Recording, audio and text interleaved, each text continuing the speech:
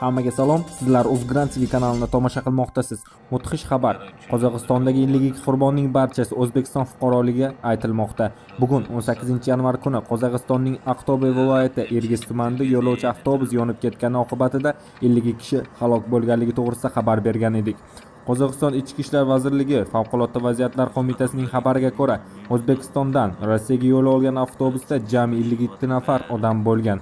Yong'in chiqqan paytda 5 nafar qochib omon qolishga ulgurgan, qolgani voqea joyida halok bo'lgan. Ushbu voqeadan omon qolganlarning 3 nafari qozog'istonlik, ikkitasi o'zbekistonlik ekanligi aytilmoqda. Voqeaga avtobusda ortiqcha yuk ortilganligi yoki yo'lovchilarning ko'p miqdorda tashilganligi sabab bo'lgani taxmin qilinmoqda. Xabarlarga ko'ra, qurbon bo'lganlarning barchasi O'zbekiston fuqarolari bo'lgan.